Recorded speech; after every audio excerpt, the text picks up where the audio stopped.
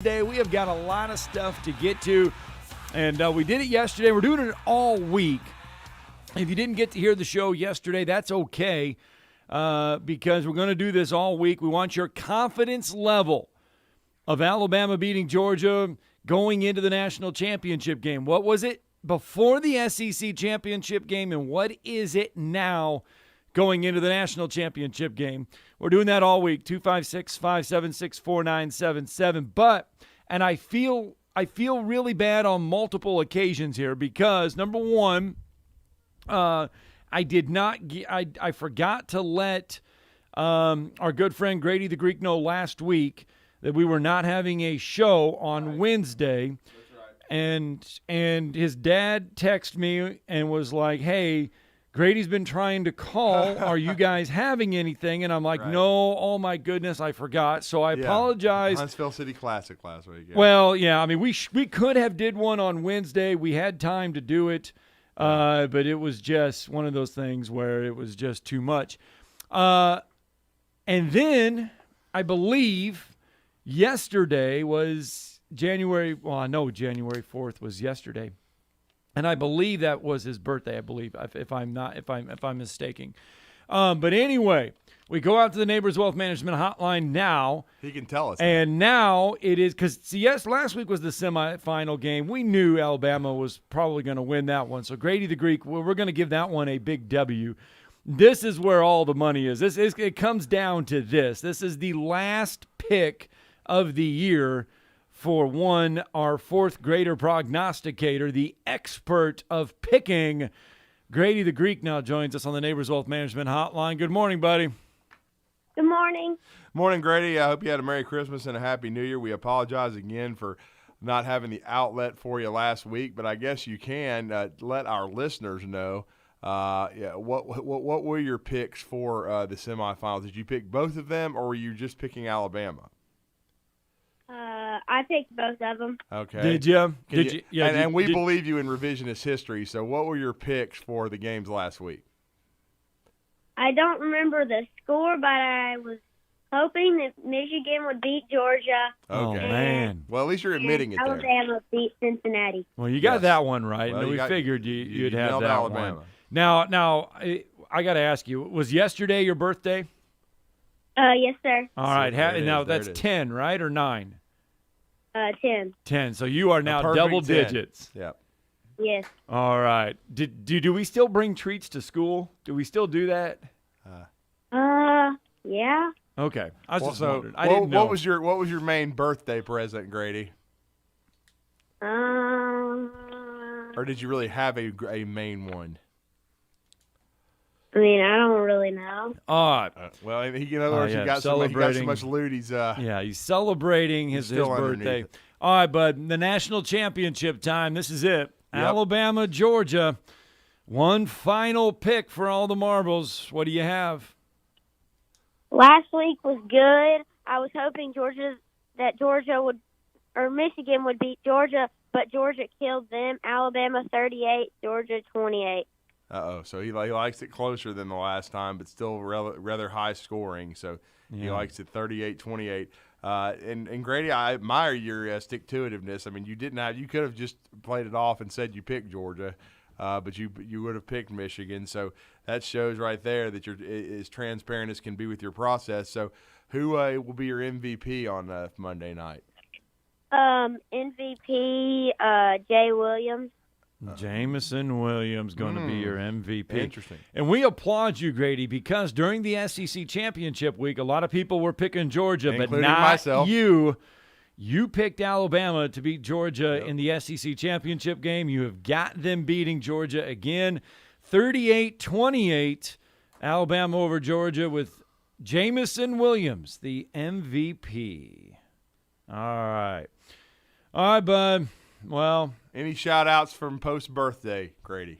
Shout out to my dad. There it is. Okay. Getting ready to crank up yet another season of UAH baseball. All right, Grady. What sport are we getting ready to play now?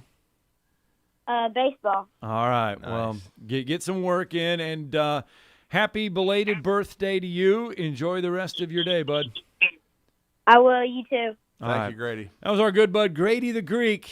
It's always a sad time when this last football game. That is the last football Because he game doesn't of the pick year. basketball. Nope. It's the last football game for Grady the Greek, our fourth grader prognosticator. Which means he will be our fifth grader prognosticator. It was pretty cool. We started this, I believe, in second grade? Third, I think. No, because we've had him 2 years. Is this 2 years or 3 years now? I think this is 2, so that would be. Okay, so it would have been, third grade. So it was third grade prognosticator. Now he's our fourth grade, and he'll be fifth grade next year. Yep. All right. Grady the Greek, Bama 38, Georgia 28. Jamison Williams, your MVP. There is the pick. It is in. Yep. All right, let's stay on the Neighbors Wealth Management Hotline. Donnie's with us this morning. Good morning, Donnie. Good morning. Morning. Johnny. Oh, Johnny. Yeah, so I am a lifelong Georgia Bulldog fan, and I just wanted to know my confidence level in the game was Georgia going to shred Alabama. That obviously didn't happen. My confidence level going in now is somewhat blemished, but I still feel confident that maybe that was a wake-up call, and maybe Georgia will come back. I'd probably say 27-24 Bulldogs. Okay. Well, that's the spread right now, basically 3 points. Right. I got to ask, too. All right, Johnny, thank you for the phone call. Does this feel at all like 2011 Alabama LSU, where LSU comes into Tuscaloosa, they win that? I mean, the game of the century as it was billed and lived up to, and then Alabama goes to the national championship game in Baton Rouge, or I should say New Orleans, and dominates that one. I mean, it's complete opposite of the regular season matchup. Does this at all feel like 2011, where Alabama got that nice win in the SEC championship game, but does it have all that feel where Georgia could come into the national championship game and take care of business in this one? Well, that would be the complete opposite of what happened the first time. I mean, the thing is, Alabama won so impressively in the SEC championship game. In the reverse against LSU, they lost 9-6. They left plays on the field. They were 17 points better than LSU if they had just caught the ball. But you could say Georgia left plays on the field in the SEC championship game. I mean, you can, but again, I don't think it was to the case of what we saw against LSU. And again, the final score of that LSU game was 9-6. It was an overtime game. This one was 41-24, and by the end of the third quarter, Alabama had it well under control and was really kind of cruised to the championship, which was really the most surprising part. I mean, I think everybody thought, that either Georgia would handle Alabama or that Alabama and Georgia would go to the wire like they did in 2017 and 2018. Right. So Alabama handled the game a lot, better than I think a lot of people thought. So I don't think it's got the same feel to it because really, I'll be honest, I wasn't shocked Alabama won the rematch against LSU, but I didn't expect 21-0 and LSU didn't cross midfield. I thought it would be another slobber knocker, a low-scoring game, but a situation where maybe Alabama won, some sort of 17-10 type deal. Where it's a one-score game. I didn't expect it to be one-sided. I didn't expect this Alabama-Georgia game in Atlanta to be one-sided. As you know, I picked Georgia, and I picked them in a very close game. So I don't know. I don't think it's got that kind of feel to it. I think it's going to be closer than the last time. I think Grady is, kind of he and I are on the same path as far as I've got 31-20 Alabama. He's got 38-28. I still think Alabama's in a great spot here, though there is some apprehension just simply because the right side of the offensive line is banged up, so you don't know how effective it's going to be against that front seven of Georgia, which is the strength of not just their defense, right, but really their football team. And so you don't know how that's going to hold up. And Alabama could be different in the defensive backfield from the standpoint Jalen Armour-Davis, very limited. We saw him the few snaps he played against Cincinnati. It was tough to watch. He couldn't move, so that would mean Kyrie Jackson. And I think we already believe that Josh Jobe won't play. And so So you're already down a couple of DBs because Joe played pretty well, even though he was injured in that game against Georgia at corner. And so I doubt he'll be there. So, Chris Allen warmed up in the last game. Could he be a wild card for Alabama? We probably won't know some of this until, right before kickoff, if some of these guys are going to try to go. All right, so that is that. You know what? I asked the question at the top of the show, and we asked it on the very beginning, and we're doing it all week. Alabama fans, your confidence level going into the national championship game versus the SEC championship game. I guess we should flip it around, too. Georgia fans, if you're listening, what's your confidence level? Johnny just told us. Yeah, what's your confidence level going into this one? Because going into the SEC championship game, I'd imagine it was really high. And going into the national championship game, where do you feel right now going into the national championship game? We're doing that all week, 256-576-4977. And it was good to hear from Johnny just from the other perspective. Yeah, that's why I was asking. What is a Georgia fan? Yeah. I do think that was the case with most Georgia fans, and what Johnny said. Going into the first game, they were thinking beat down, that they were going to beat Alabama. Trust me, being there in Atlanta right before the game, it was like a party. It was the perfect scenario for them. And you saw the do game, everything. Scott. It was 80-20 probably Georgia fans. Well, then Georgia goes out and gets up 10-0. And it really looked bleak. And everything that everybody was predicting all week looked like it was coming to fruition. 10-0. This is going to be it. They're going to steamroll. Alabama will probably give something, but this is going to be Georgia's day. The stat sheet, this is where it gets fun, and we'll do this, and we'll just go tomorrow. We'll throw some offensive numbers out there, but we're just going to continue to kind of build towards this game on Monday. Defensively, this is where this is interesting. Yeah. Georgia this season, 9.6 points allowed per game defensively. Great numbers. Number one in the SEC, number one in the country. Alabama, 19.2. Third best in the SEC, 13th in the country. Great numbers there. But this is where it gets fun. This is where it gets like nitpickingly close. The average rushing yards per game this season, because everybody talks about how good Georgia's defense has been all year. By the way, Georgia gave up 82.4 rushing yards per game. First in the country, or third in the country, first in the SEC. Alabama's number, by the way, you ready for this? 82.3. Second, well, that would be first in the SEC, fourth in the country. I don't understand this. The Georgia notes actually have Georgia have better numbers, worse numbers, but higher ranking. 82.4. The average yards per rush. Yeah. Georgia gives up 2.6. Alabama gives up 2.5.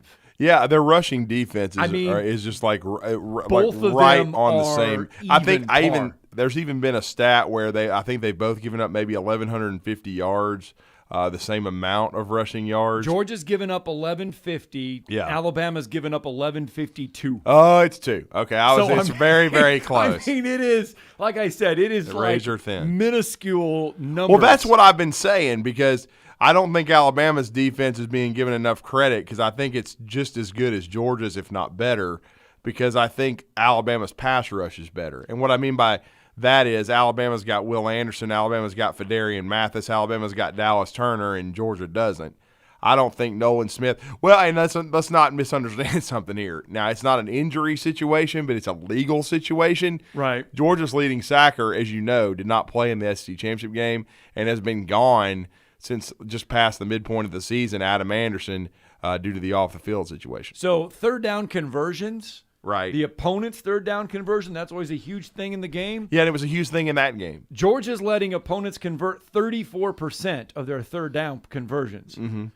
Alabama, by the way, 30%. Yeah, Alabama's been really good with third down defense since early in the year, and that's how they won the game. They were able to – Bryce was able to convert a lot of third downs against UGA, and then UGA was not able to convert against Alabama. And as Kirby Smart said earlier in the week, we busted. He's like, we didn't execute very well. So it's going to come down to who executes the best on third down, no question about it. Now, through the air, Georgia's a little bit better defensively all season, more consistent. 177 yards they give up through the air per game. Alabama, 217. Yeah, but here's where that comes into that caveat right here. They played in the – and they had a lot of big leads, though, in the too. SEC East, which has got garbage quarterback play. Sorry, Jeff. I know that Kentucky won 10 games, but Will Levis is not scaring the hell out of anybody. But Alabama has more passes intercepted this season than Georgia by 15-14. Right. So those are just some defensive interesting numbers just to throw out there. We'll go over some of those offensive numbers tomorrow because we've got a lot of other stuff that we want to get to. 256-576-4977. That's the number to the Neighbors Wealth Management Hotline. Feel free to get in on the show this morning. Let's get our first break in because when we come back, we want to talk some college basketball. Big night in the SEC last night and a big night tonight. We'll run it all down when we return.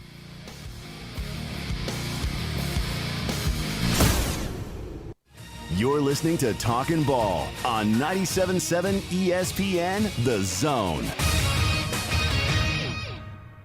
If you need a car, McCurry Motors is ready to put you in a quality vehicle, and in-house financing is available. If you have a job, McCurry Motors will work with you even if you have a bankruptcy, divorce, or bad credit. Visit McCurrySaysYes.com. Every car comes with a warranty, and they report to the credit bureau. With 2 locations, Highway 72 in Athens, call 256-230-0232, or Max Luther Drive in Huntsville. Call 256-713-0575.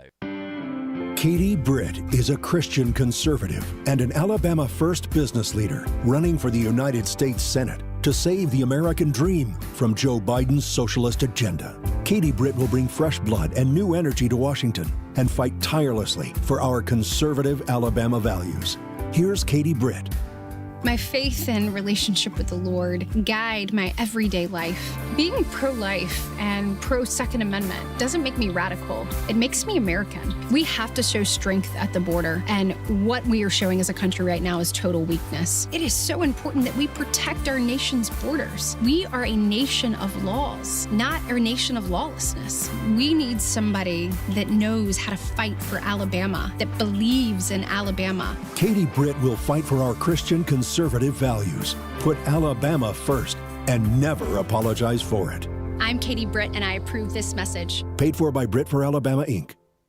Tom Abraham here from my friend Brian Hamaker and his team at North Alabama Mortgage. Look, buying a home is the biggest purchase you will make in your life, and it can be a bit intimidating, so you want people that can help walk you through the mortgage process and get you the best deal possible. That's what North Alabama Mortgage does, and they do it in Alabama, Tennessee, and Florida, from first-time purchases to refis, conventional, VA, FHA, and USDA loans. They have the solution at North Alabama Mortgage. Visit NorthAlabamaMortgage.com to learn more. That's NorthAlabamaMortgage.com.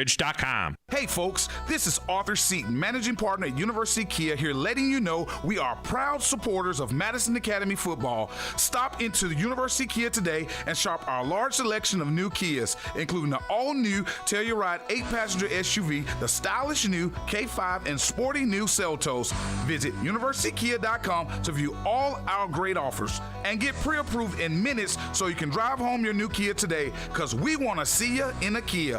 Go Mustangs! Never mind fall and football being in the air. We want to taste it. And never mind not being able to tailgate at the game. Let's create the ultimate barbecue experience in your own backyard. You said it, Foster Brooks, and that's where Brooks & Collier comes in. Big selection of outdoor furniture. And a big selection of grills and smokers like Traeger, Big Green Egg, Blaze, even DCS, and more. This is the good stuff. And Paul, we definitely got the accessories. And remember, we deliver. Visit us at 813 Meridian Street and shop online at brooksandcollier.com.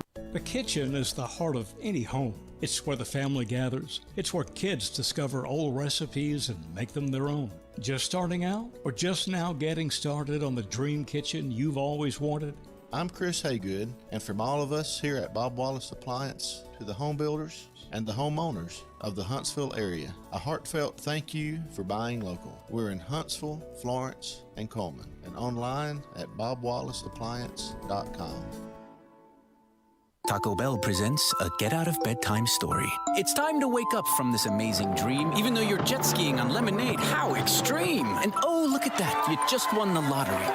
Is that a castle? Take the keys, it's your property. What's better than swimming in space? Just wait for the big reveal. It's Taco Bell breakfast and it's actually real. So it's time to wake up and bid your dreams farewell, because toasted breakfast burritos are waiting for you, only at Taco Bell. At participating Taco Bell locations near you during breakfast hours only. Got a wreck on Ryland Pike now near Everett Road. They're reporting this one with injury and possible entrapment. Had a report of one on 565 westbound near Sparkman, another on Thatch Road at Sand Springs. Save 25% off the Wise membership fees and become a healthier you in 2022. No joining fee at any branch or YMCAHuntsville.org. Captain Nick in the 72 and Jeff Popeye's Skywatch Traffic Center. Merry Christmas. Merry Christmas. Merry Christmas to you. And Happy New Year. Happy New Year. From 97.7 ESPN The Zone. Let's party!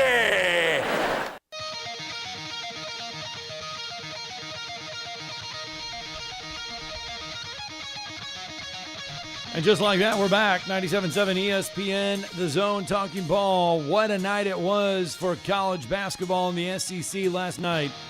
9th-ranked Auburn on the road at South Carolina last night. 22 points, 5 rebounds, 5 assists from Wendell Green Jr. Tigers all over South Carolina, 81-66. Another SEC play, 16th-ranked Kentucky falls on the road at 21st-ranked Western Union, 65-60. Yeah, unfortunately. I guess that was a great night for LSU because, as you know, Scott, it was. They named the court after Dale Brown, which should have been done years ago. But they did that, so they ended up beating Kentucky. I don't think Kentucky had Severe Wheeler, so they didn't have their entire lineup. But, again, congrats to Western Union. They get the win, 65-60 over Kentucky. Still think Kentucky's probably one of the 4 or 5 best teams in the SEC, especially if they have all their guys. But a win for LSU at home. And then Auburn, very impressive. Whew. I mean, I don't even think it was really ever real close. It was a 44-29 lead for Auburn at halftime. Yeah. Every time I checked the score, because I was off site, we were at the Furniture Factory. Yeah. Auburn was in control of this game by double digits. It was never really a game. Auburn going on the road and hammering South Carolina. Here's a little bit of Bruce Pearl from last night. Toughest score against South Carolina. Hard to not turn over. Did a good job in the first half, but not in the second. Our first half defense was terrific. I thought we played very well in the first half, played them even in the second half, and turned it over too much. Did a good job on the boards. The bench was terrific. And, Wendell Green in his back-to-back road appearances demonstrated his courage, his swagger, his confidence, and did a great job closing the game out. A little bit of Bruce Pearl after the win last night for Auburn against South Carolina. And what a defensive effort, pardon me, Scott. No, you're good. Walker Kessler, 5 for 5, a double-double, 12 and 10, but 4 more blocks for Walker Kessler, the transfer from North Carolina. We know how good Jabari Smith is, and really he didn't have a huge night last night. He ended up with 4 turnovers. He had 10 points, but only had 1 rebound, and that's usually not what you get out of Jabari Smith. So he didn't have one of his high-level games, but he still got into double figures. And as you saw and as you heard from Bruce Pearl, he was lauding Wendell Green. Green gives them 28 points off the bench, 28 minutes off the bench. I apologize. But a game high for Auburn, 22 points for the Eastern Kentucky transfer, and 5 assists, 5 rebounds, and 2 steals. So as Clark Kellogg would call that's a stats sheet stuffer right there. Wendell Green coming off the bench for 22 points. So just some big-time production there. And, it was big because it looks as though, like, Alan Flanagan did not play in this game. No, he did not. So they did not have one of their better guys on the road. And this Auburn team that's rapidly becoming very deep and maybe the best in the SEC is now 13-1, 2-0 in the SEC and gets a big road win, 81-66 over Frank the Tank's improved South Carolina team. And again, Walker Kessler, huge impact as far as on the backboard and protecting the rim. Jabari Smith, not one of his better games, still effective though. And then the story really, as you heard from Bruce Pearl, Wendell Green coming off the bench to play very, very well. All right, so it's going to get interesting for Auburn here in their next 2 games because coming up tonight, Florida welcomes 15th ranked Alabama there. So it's that game there tips off at 6 o'clock. You'll be able to hear that game right here on 97.7 ESPN The Zone. 15th ranked Alabama has to go to Florida, a tough place to play, notoriously, for the Crimson Tide. It is. So that one is there tonight. And then circle your calendars for January 11th because that is when Auburn travels to Tuscaloosa to take on Alabama for the first time this year. So Alabama has 2 big ones coming up. Yeah. On the road tonight at Florida and then hosting Auburn. Auburn has a big one where they will host Florida, then go to Tuscaloosa. But for Alabama's sake, Drew, these are 2 big ones for the Crimson Tide. Oh, it's huge. I mean, they've got 2 tough games. As Nate Oates mentioned in his press briefing yesterday, if you remember in year 1, 2 years ago, Alabama went to Gainesville and really should have won. I mean, they controlled it. They even got up 20-plus points, but didn't quite close it out the way they needed to. Ended up going into overtime and losing to the Florida Gators. Back in 2017 when Colin Sexton was there, Alabama actually won impressively in Gainesville by like 18, but turned around and got thumped by the same Gator team at home. So it's been a kind of an interesting series. Last year, during the COVID year, Alabama thumped Florida by 15 in Tuscaloosa. So and that kind of helped them get rolling in the SEC. But this is not going to be easy. Colin Castleton, the transfer from Michigan, was good for Florida last year. He's been even better. He's nearly averaging a double-double. And they have Marion Jones, transfer from Penn State, who actually played at Huffman High School here in the state of Alabama. Florida's roster really, Scott, much like kind of Auburn, is littered with transfers that they really kind of reshaped their roster last year and then this year in the portal. So they've got an impressive roster, no question about it. They did have that bad loss to Texas Southern, and we talked about that at home. Inexplicable, really. But they've really been solid other than that. And so it's going to be tough in the O-Dome. I still have to call it that. For Alabama tonight, that'll be an ESPN2 game that tips off at 6 o'clock Central Time. So, but as you said, and then after that, Auburn coming to Tuscaloosa. But in between that, Alabama will go to Missouri. They'll go to Missouri on Saturday.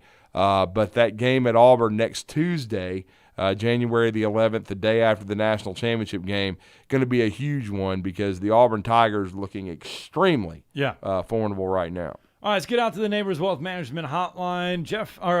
Pat from Tuscaloosa has been holding us. That's right. Good morning, Pat. Morning, Pat. Good morning, fellas. Hey, I'm getting reports out of Atlanta that I wanted to coin a phrase called Wild West Productions, but that the state of Texas is taking it to heart. And I'm hearing that one of the schools out there has raised over $30 billion for their war chest and recruiting. What are you boys hearing about all this? Well, there's probably a reason, Pat, that I've been referring to Texas A&M now as Texas ATM. They have, and I mean, right now this is legal because the NIL has not been, it's not been regulated. Certainly, from an endowment perspective and rich alumni and money part. I mean, you've heard our good friend Olin Buchanan on our show from TexAgs many times. That there are very deep pockets with Texas A&M.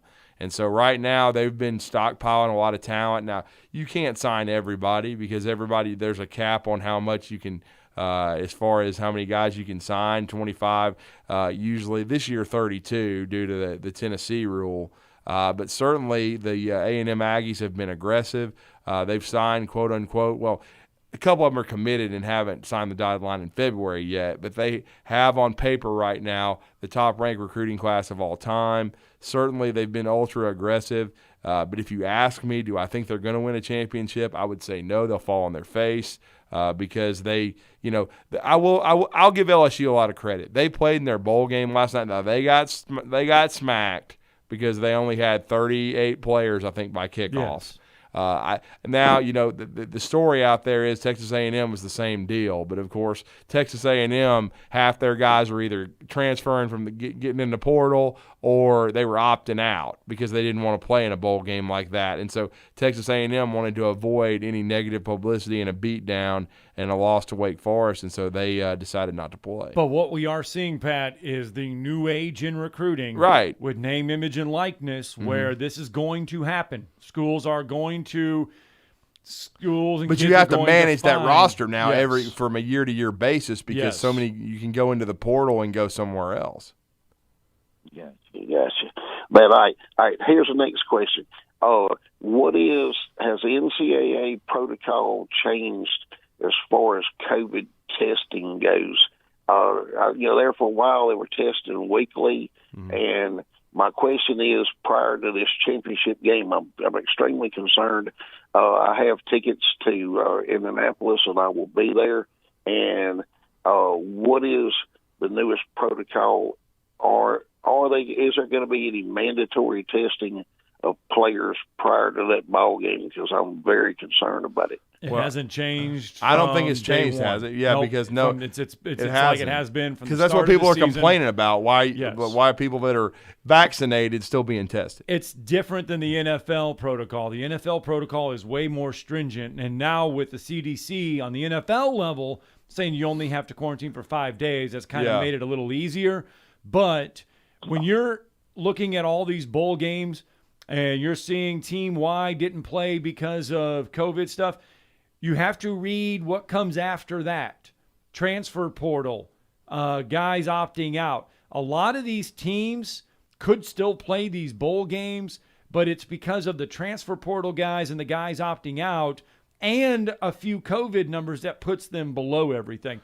LSU had some COVID tests, but you look at the guys that opted out. It was mostly you look at the opt-outs guys that and are in the the- transfer and the- portal. and the coaching changes. Yes, that put LSU well below those numbers. Don't worry about this national championship game. Yeah, go to Indy and have some fun. 70% to 80% of the coaching staff last night for LSU was analysts and GAs Yes. that were coaching the positions. You had Jake Peets with the offense, and then you had Brad Davis, the reigning. He's going to continue as the offensive line coach, but he was the interim head coach. They didn't have any guys left. I mean, and because Ed Ogeron, this is just a shock, I know, just because he butchered the Garrett Nussmeier situation where he would have to blow his red shirt to play in the bowl game, they couldn't even play a legitimate quarterback in the game. Well, so, I believe LSU also applied for a waiver, a one-game waiver, and didn't get it from the NCAA, and the NCAA shockingly says no for one game, which, come on. Now. Well, and then with Texas A&M, one of the reasons they didn't play is Max Johnson had, he had transferred in but wasn't eligible. Just like he's coming back from an injury. But I believe, with Miles Brennan at LSU, even though he came back, I think if you had stepped in the portal and come back, you're not eligible.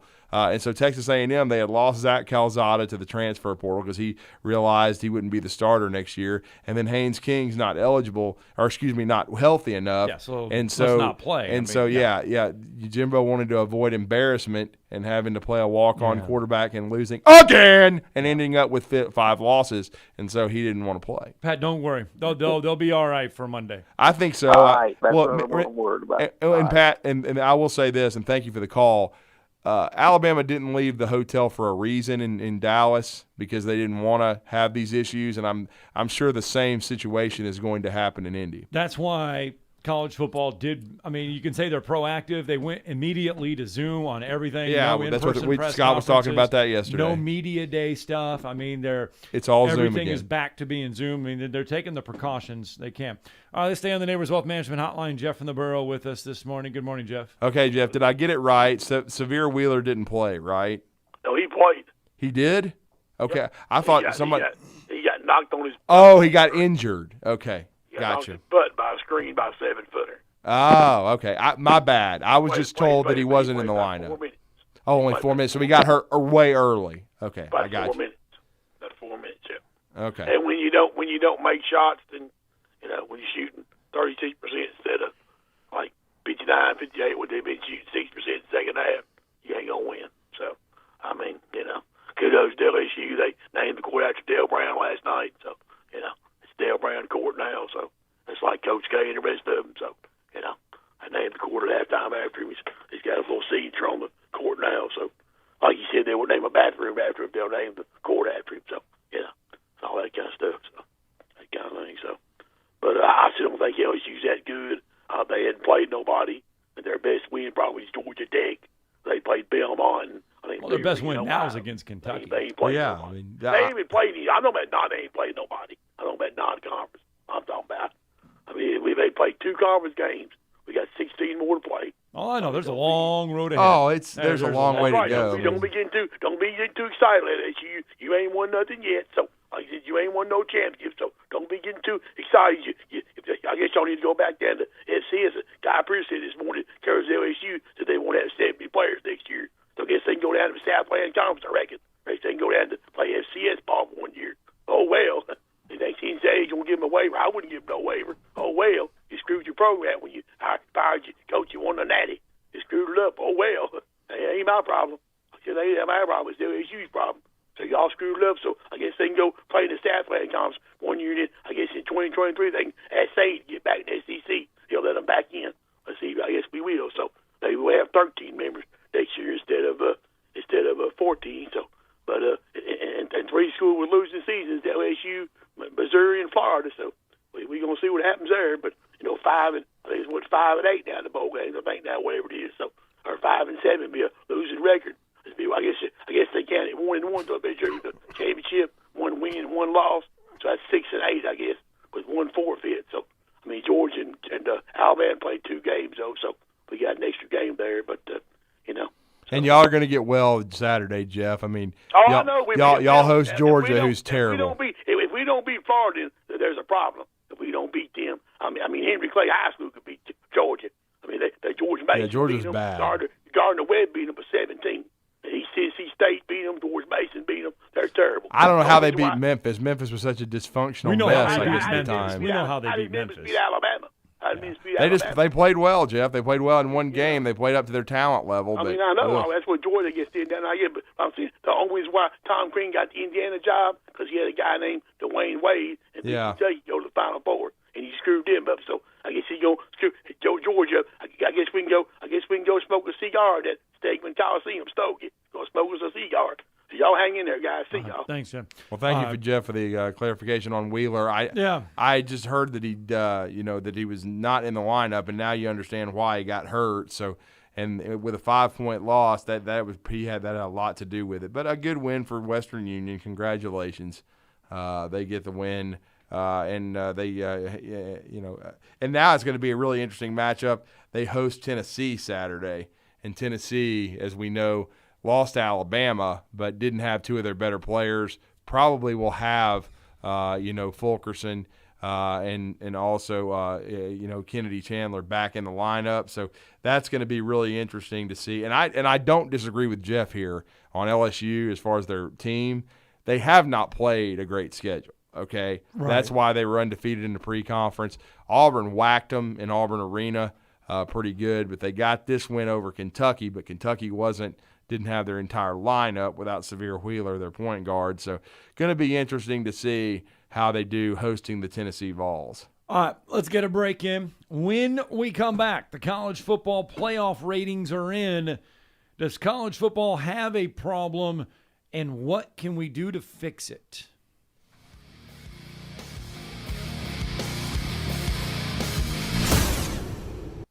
You're listening to Talkin Ball on 97.7 ESPN, The Zone. Got a wreck on Ryland Pike. This one's near Everett Road. That one paged out with injury and possible entrapment. Had one on 565 westbound near Sparkman. It should be just about wrapped up. You get 3 pieces of the crispy tender chicken and a buttermilk biscuit for $4.99 at Popeyes. University and Jordan, 72 and Jeff and North Parkway. Captain Nick in the Popeyes Skywatch Traffic Center. You've got to experience Toyotathon at Bill Penny Toyota. They've got the selection with over 700 new Toyotas to choose from. And they've got the extras with Bill Penny perks and a 10-year unlimited warranty. So get on over to Bill Penny Toyota today and experience Toyotathon. Bill Penny Toyota in Huntsville and online at BillPennyToyota.com. Bill Penny's Toyota 10-year unlimited warranty is valid through the 10th year of ownership. Valid on new vehicles only. See dealer for details. SportsMed is the official team physicians of the Rocket City Trash Pandas. And if the pros trust SportsMed, you can too. SportsMed provides every service you might need for complete orthopedic care, specializing in orthopedic surgery, sports medicine, joint replacement, spine surgery, neurosurgery, and podiatry. And they offer their own brace shop, in-house full-body MRI, physical therapy, walk-in clinic, and so much more. 4 locations and on the web at sportsmedalabama.com. This is Wes Neighbors talking to Chris Haygood of Bob Wallace Appliance. Chris, what sets you apart from other appliance dealerships? Wes, these appliances are going into the most used room in your house, your kitchen. The way we have these appliances displayed, it's easy for you to visualize how they'll look in your home. Wes, what sets us apart is the people. They're well trained. In fact, they live and breathe these appliances. And if you need service, you'll really appreciate our parts department. Contact Bob Wallace Appliance at 256-533-2121. This is Wes Neighbors with Philip with Eagle Insulation, and we have an announcement to make.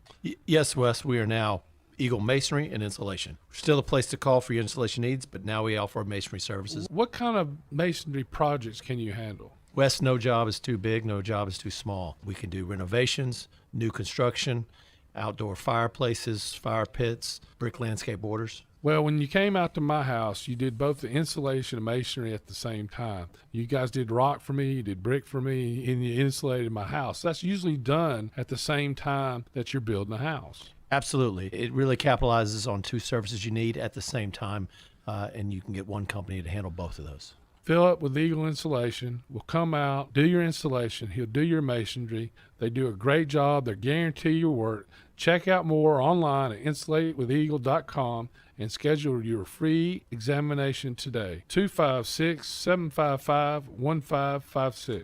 Thanks, Wes. Taco Bell presents a get-out-of-bedtime story. It's time to wake up from this amazing dream, even though you're jet skiing on lemonade. How extreme! And oh, look at that, you just won the lottery. Is that a castle? Take the keys, it's your property. What's better than swimming in space? Just wait for the big reveal. It's Taco Bell breakfast and it's actually real. So it's time to wake up and bid your dreams farewell. Because toasted breakfast burritos are waiting for you. Only at Taco Bell. At participating Taco Bell locations near you during breakfast hours only. Making a resolution to stop making resolutions? Power move. Going to bed 3 hours before the ball drops? Power move. Switching to crazy fast gig speed internet from WOW? Power move. Get the speed you need with gig speed internet for just $64.99 a month. Plus, get a year of HBO Max included and $300 on us. Sign up at wowway.com today. After the promotional period, HBO Max will auto-renew at then prevailing rate. Limited to new customers with auto-pay and paperless billing. Offer subject to change. Restrictions and terms apply. Are you in the market for a recreational vehicle? Do you want to get out and see more of this beautiful country? Well, imagine hearing the laughter of your little ones enjoying gooey s'mores by a cozy campfire and making lasting memories with your friends and family from the comfort of a new camper. We can make your dreams come true at Hall's RV. With over 15 years in the camping business, we know how to get our customers into the perfect camper. We have several models and floor plans here for you to choose from, both new and used. We're family owned and operated with fantastic deals and great service. Everyone wants to work with people they can trust, so come on down to Hall's RV and get the deal of a lifetime. We'll treat you right and get you on the road in the camper of your dreams. Visit us on Highway 431 in Albertville. Hall's RVs, where we sell fun. or see us on the web at www.hallsrvsales.com. This segment of Talkin Ball is brought to you by University Kia, the #1 volume Kia dealer in the state of Alabama. Located online at universitykia.com.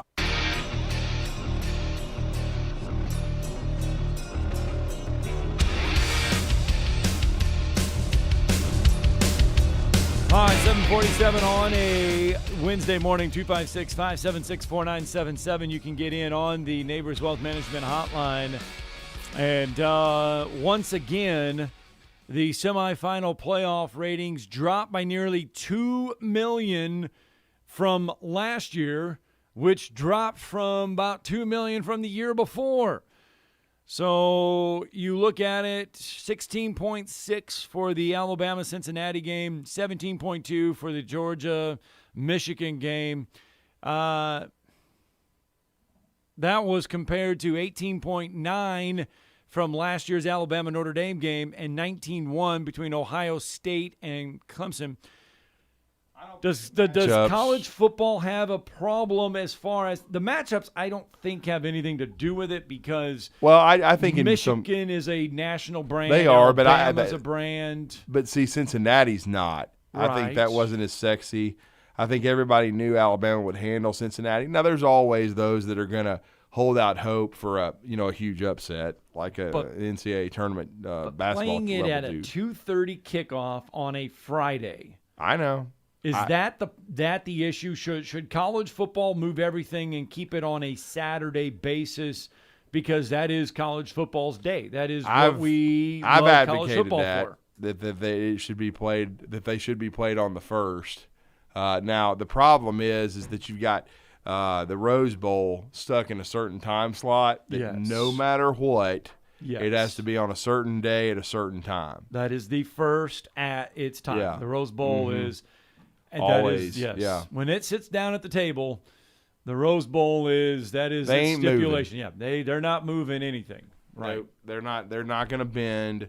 They've got the parade. They've got the certain time they want the game. It's traditional.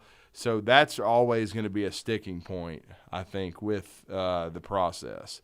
And so because I don't disagree that if you can find a way, I would want to have it on Saturday. I still think you should have the national title game on a Saturday. I don't like the Monday thing. I know for our business and sports talk and pregame and all that, it's great. It works for college basketball to do that game. You're talking about Monday. the Saturday to Monday. It does Saturday, Monday. That works well. Yeah. But for college football, 12 weeks out of the year, we wake up on Saturday. It's college football Saturday. Everything is geared towards Saturday, and then you play one game on a Monday. Mm-hmm. That is a lot of, I think, the issue. Yeah, I do. I think that's part of it. And again, I think there's some Alabama fatigue going on. Not really Georgia, because Georgia, they have not been to the playoffs since 2017. So they were back. And as you said, Michigan is a national brand with about as big a following as The Ohio State University. And so this time Michigan replaces Ohio State. So I don't think that hurt anything. And that was a primetime game too. You're talking about a primetime game on a Friday. But again, I just think overall, when you look at it, I think it would be better to play them on Saturday. But it comes down to money, and then it also comes down to December 31st. And there's a lot of traditional games on the 1st where they can't move due to, I guess, inflexibility. All right, so once again, if you are looking at the College Football National Championship, the South region is guaranteed their next national champion, and the SEC is moving towards their 7th straight season. Actually, this is the 7th straight season that the SEC has had at least one team in the national championship game. You have to go all the way back to 2014. That is the last Northern team to win a college football national championship, and that was Ohio State.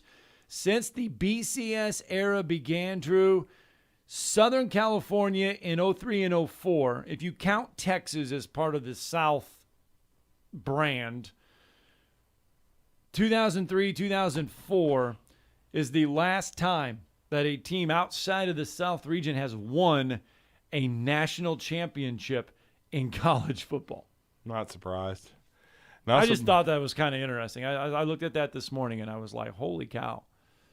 I mean, that's just where the talent is. It's you look at the NFL draft each and every year and how the SEC dominates.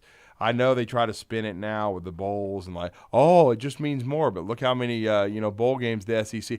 Look, you can't even evaluate the bowls the way you used to anymore. Right. We already talked about that earlier in this hour with all the opt-outs and the transfer portal. See, the transfer portal's made it even more different now because these dudes, once you put yourself in the portal, a lot of these guys are not doing what Emory Jones is going to do with Florida, which put himself in after the bowl game. A lot of these cats are just like, well, guess what? I'm going into the portal. I'm finding my new place, and I'm not staying here. In other words, they're not Max Johnson could have said, okay, let me quarterback LSU one final time in the Texas Bowl, and then I'm going to bail with this new coaching staff and then, go somewhere else. That's not what they're doing. They're getting out before then. And so, and that's what's going to keep happening if you're not in the playoff. Now, if you're in the playoff with everything at stake, guys are going to play. They want to enhance value for themselves. I still think you can enhance yourself in a bowl game if you play well, but a lot of these guys are taking it to, if I'm not in the playoff or even in a Big Six bowl, but even the Big Six bowls aren't keeping people's attention because we've already talked about Kenny Pickett and what he did from and also Michigan State, and they were playing against each other. So with Walker, the tailback, all these dudes are bailing out. They're not playing. They're totally worried about themselves from the standpoint of injury, and even though they could have got hurt during the regular season, but all of a sudden you can't play in a bowl game because the funny thing for me is the NFL draft is 3 or 4 months away, dude. I mean, you got a chance to make one final explanation point and play well for yourself. I think. I know it's the biggest stage, but Devontae Smith, even though he won the Heisman Trophy, he played in the national championship game, and he got hurt. Remember, he hurt his wrist and his finger and didn't play for much of the second half, but his first half was so unbelievable, 215 yards receiving, that he basically cemented himself a high first-round pick. Yeah. And so you can really enhance yourself and enhance your grade. I commend Matt Corral for playing. I know he got hurt, but it ended up not being a serious injury. I think he's going to be fine in the draft process and still be a first-round pick. I think these dudes need to be playing in these bowl games. It bothers me that they're not. But, I mean, I understand to a point, like the Texas Bowls and things of that nature, because they're not big-time games. But at the same time, you're with your team. If you play well, you're still putting great film up. It's almost like, well, a lot of these kids think they've already arrived, and they don't. And again, they can get hurt during the draft process. That's what kind of bothers me. So these opt-outs, I don't like it. If you go before the BCS era, it was common that a team from the North would win a national championship. Once the BCS era started, Southern teams win the college football national championships. Just kind of interesting there. You did mention LSU. Yeah. They did battle hard. They tried, and you have to give them a lot of credit. I do. Because they went out there and actually played the football game. They did not bail it in. They didn't. I mean, although the score does look like they did against Kansas State, they fall 42-20. Does LSU? But they started a guy that started as a wide receiver at quarterback because they didn't have a scholarship quarterback. At least they battled and fought in the Texas Bowl. Brian Kelly was on hand. Did watch the game a lot there in Houston at NRG Stadium. Was on hand for the game. But still, you got to give props to LSU. The loss, though, does mean for the first time since 1999, the year that Nick Saban came in, that LSU has a losing record. Yeah, but I will say this: when you saw LSU early in the year and the dysfunctional mess they still were, I don't think anybody thought they were going to end up with a chance at a 500 record. Right. I certainly didn't expect them to go in and and beat Texas A&M late in the year. But as we saw with Jimbo and his pathetic coaching, they beat Alabama but couldn't handle success elsewhere and choked all over themselves and lost that game. So, again, I give the LSU credit for playing the game. They didn't have to. I will say, if they had their full football team and they had everybody that is available to them, I'm talking about the opt-outs. I mean, I know they had injured guys, but I think they still would have won this game and won it impressively. But they did not have, their entire, football team anywhere close when you're starting to talk about less than 40 guys available. The funny thing is they still rushed for 170 yards in the game. They just couldn't throw it real effectively. That shouldn't have surprised anybody because of, A, what receivers were available, right, and B, not having a pure QB on your team. Kansas State won it impressively, but I will say this. I would have had severe questions about Kansas State going forward if you couldn't have won a game impressively against that LSU team, because you got to believe that was not going to be a situation where I was not shocked at all when you tune in and it's 21-0. But I'll give LSU credit. They fought the whole game. Brian Kelly gets to see some guys on tape. And now they're going to have to attack the transfer portal heavily, and he basically said that on the broadcast last night. All right, that's hour one in the books here of Talking Ball, 97.7 ESPN The Zone. When we come back, Brent Beard's going to join us. We're going to talk a little college football, look ahead to Monday's national championship game in Indianapolis.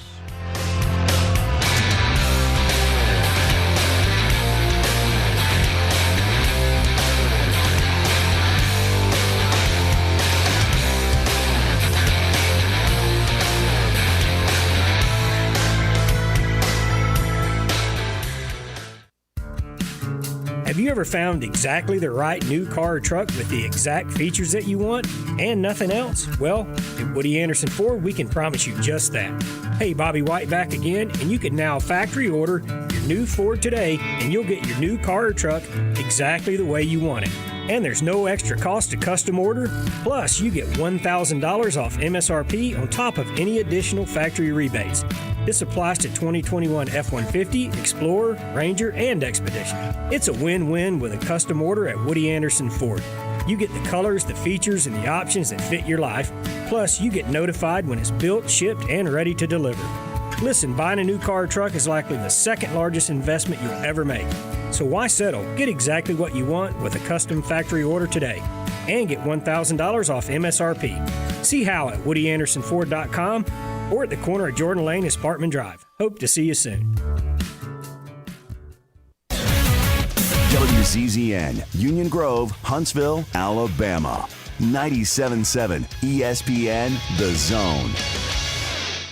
And a wreck on Ryland Pike near Everett Road. That one had injury and entrapment paged out. Had one on 565 westbound near Sparkman. That one should be cleared. One on Thatch Road near Sand Springs in Limestone County also should be cleared. Have you tried numerous weight loss plans and nothing seems to work? Odds are your hormones are the problem. Find out with a free quiz at 2030huntsville.com. Captain Nick in the North Parkway, Popeye Skywatch Traffic Center. From the Fox 54 Weather Center, I'm Chief Meteorologist Jordan Dressman. Not a bad Wednesday afternoon across North Alabama, southern Middle Tennessee. Temperatures consistently climbing into the low 50s, dropping into the low 30s as we head into the overnight early into your Thursday morning. Thursday morning and a good majority of Thursday afternoon going to be somewhat interesting across North Alabama, southern Middle Tennessee. It does look like we are going to get a little bit of rain, but at the same time, we could get a little bit of winter precipitation, whether that's ice or even a little bit of snow. Model's been having a very difficult time with that, so be sure to stick around for updates. I'm Chief Meteorologist Jordan Dressman on your home for ESPN Radio, 97.7 ESPN The Zone. This is Brent Musburger's VSiN Action Update on 97.7 ESPN The Zone. Simple Green is perfect for making your auto, RV, cycling, boating, and other sporting equipment look like new. Visit them at simplegreen.com. NFL on Sunday, the Atlanta Falcons hosting the New Orleans Saints. The Saints favored by 4.5 points. They are 8-8 on the season, trying to keep their playoff hopes alive. Atlanta plus 180 on the money line. New Orleans minus 210 with an over-under set at 40. The Tennessee Titans will be visiting the Houston Texans. The Titans favored by 10 points. Tennessee minus 525 on the money line. Houston plus 420. The Titans at 11-5 need a win to secure the top seed in the AFC playoffs. The over-under at Energy Stadium is at 42.5. For vsin.com, I'm Tony Desiri, 97.7 ESPN The Zone. Log on today, 977ESPN.com.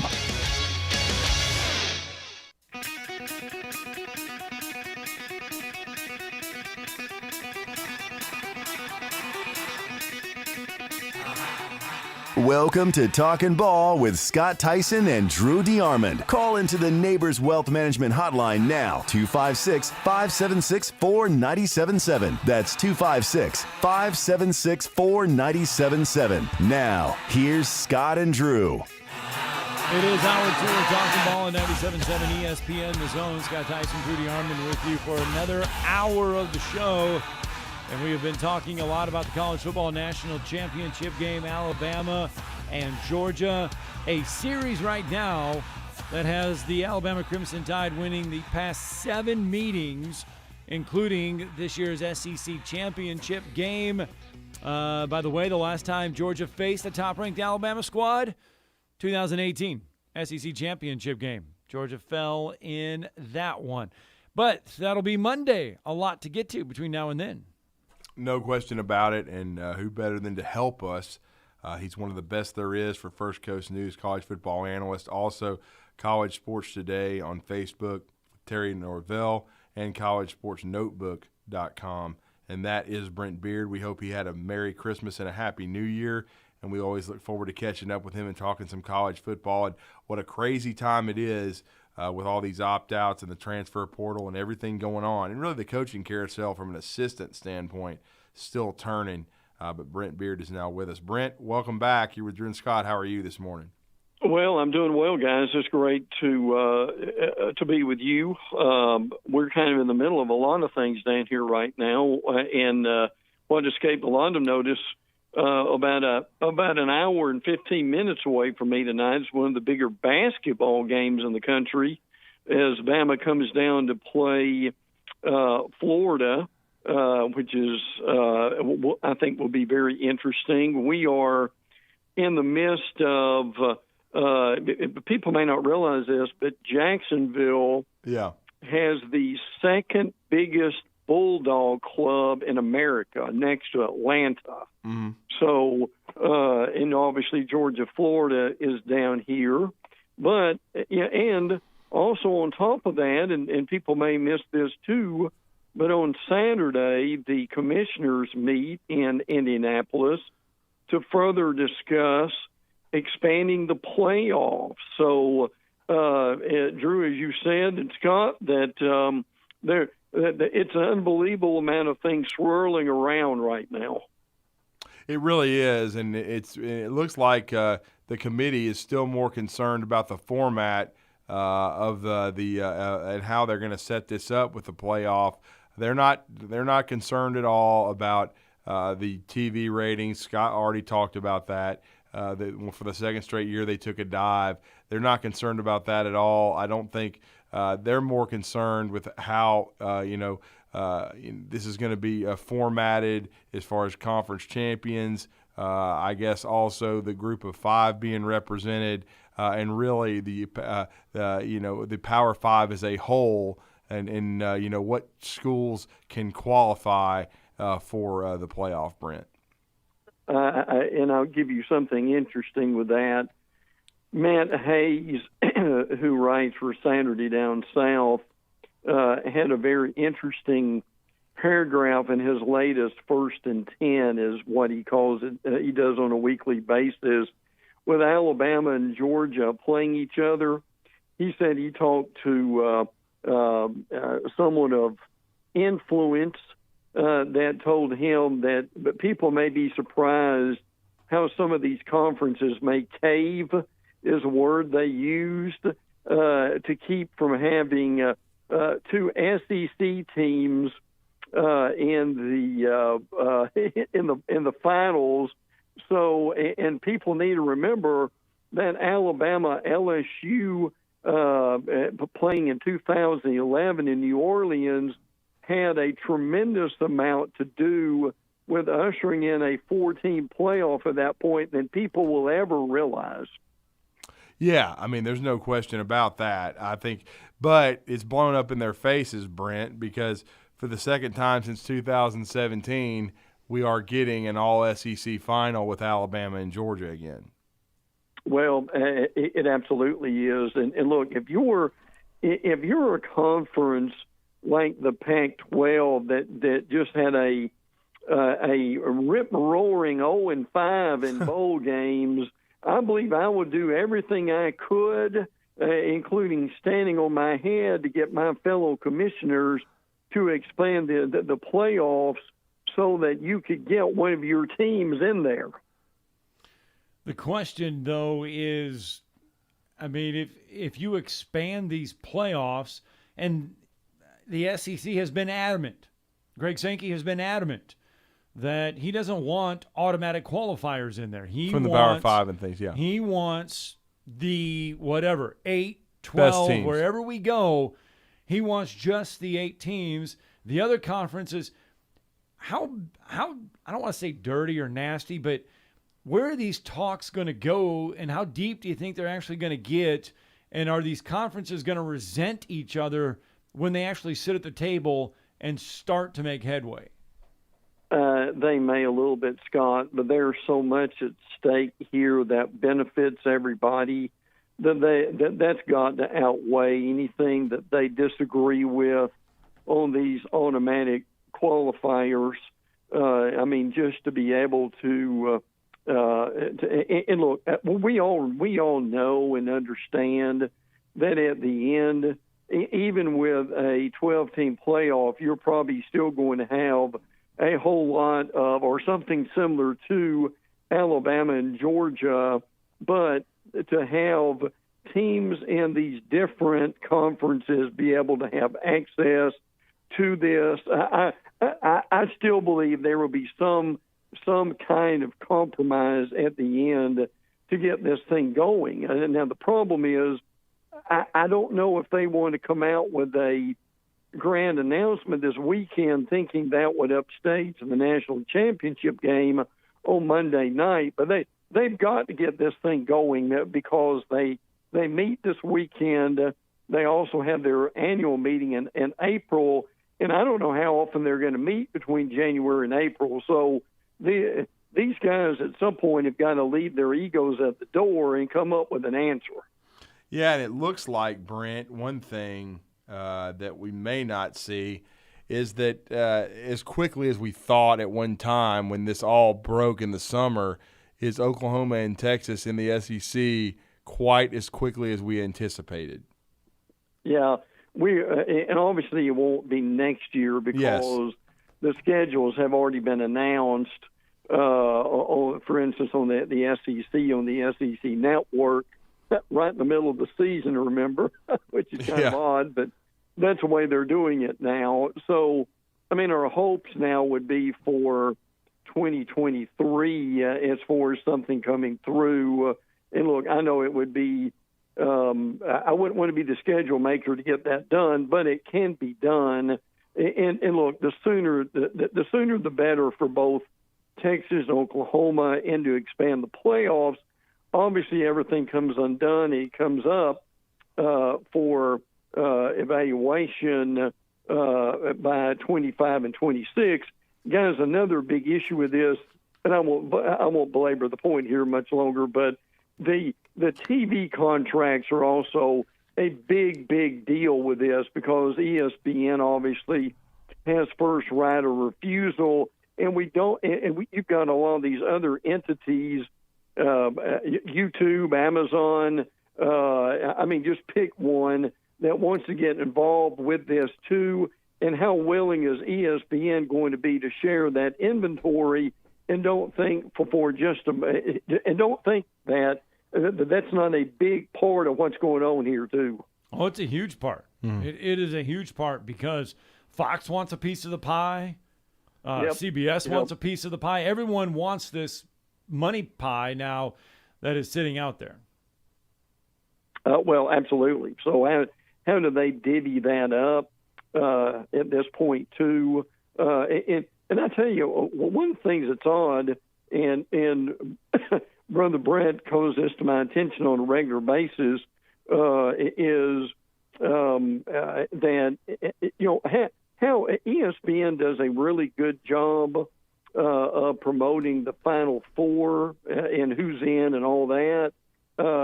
Probably, frankly, to the detriment of their bowls.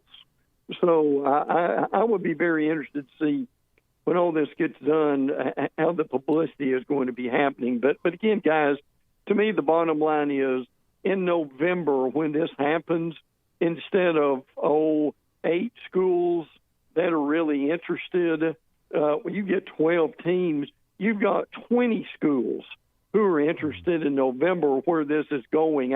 What this would do for college football, the interest will be unparalleled. Well, and Brent, I know you mentioned it earlier in the conversation, the how large the Bulldog Club is in Jacksonville. Scott has been taking the temperature of Alabama and even Georgia fans on how confident are you going into this rematch, because we know Georgia was a huge favorite to a degree and a prohibitive one in the first one in Atlanta. Alabama winning very impressively, 41-24 to win the SEC championship. What is the temperature of Bulldog Nation heading into this rematch where the Dogs are a 3-point favorite right now over Alabama? I think it's cautious optimism. Now, look, I'll say this, and before they played the SEC championship game, it was confidence bordering on arrogance. Frankly, I don't see that this time because Nick Saban has become such a thorn in their side at this point. As a matter of fact, we have a live show Sunday night on First Coast News, and I'm going to be doing that. I was talking to the sports director about this yesterday, and I said, what do you want to talk about as far as the game is concerned? And the first thing he mentioned is Nick Saban and Kirby Smart's head. So I think that's a great example down here of what you're hearing. And I think the other thing that you're hearing here is going to be, will the Georgia Stars, Jacoby Dean and this bunch that really did not really get that much pressure on Bryce Young, what is the strategy going to be in order for that to happen? So there's certainly a lot of talk about it. I think they're optimistic that they're waiting. I understand the drought that they've been in since 1980, but when Alabama is concerned, they take on a different tone in the conversation than they do anybody else. Yeah, and you can see that. What are your thoughts on the matchup as you look at it? I still like Alabama. I didn't the first time, but Alabama was able to block Georgia. The thing is, there are some things that have changed since then. We know John Mechie is not available, but Alabama didn't have him for the second half and still was able to move the ball, still outscored Georgia in that game. I've said this, some you probably think it's crazy. I still think Alabama's defense has evolved to the point where it's better than Georgia's. I know that, that also piggybacks off the fact that Alabama's secondary will be different. I don't think there'll be a Josh Jobe, even a Jalen Armour-Davis, but yet I have confidence that Kool-Aid McKinstry and Kyrie Jackson can execute on the biggest stage. Yeah, I would agree with that. I think when and the question we talked about the other night on First Coast News was why is Alabama hitting its stride? And I think the tweaks they've made in personnel on the offensive line have made this line much better than where it was. I think a healthy Brian Robinson has been tremendous. What a performance he had against Cincinnati. And I think a lot of these young guys, I mean, we know what Will Anderson can do and how he has been unblockable at times, but the emergence of Dallas Turner and players of that nature, Phil Mathis has made he's kind of grown up before our eyes with this defense. I would agree with that very much. Now, obviously, Georgia's got to try to do what they can to make Bryce Young uncomfortable. But another problem, guys, Georgia has weaknesses in this secondary. Their beat writers have told us this the entire year. You can't just cover that up and make that go away. I'll be interested to see what they are able to do. And listen, this J.T. Daniels talk's going away. It's very obvious Stetson Bennett at 13-3 as a starter is the guy. And unless Bennett gets hurt, Daniels is not going to see the field, I don't think, frankly, because he's just been – and to his credit, Bennett has developed, too, as a runner and certainly as a passer and can be a real threat with this. And listen, I'm absolutely convinced of this. Regardless of where this game goes for Alabama, I still think they are much better next year across the schedule and across the year as they were this year. But again, as the Nick Saban team is wont to do almost every year, they have had considerable progress at the end of the year.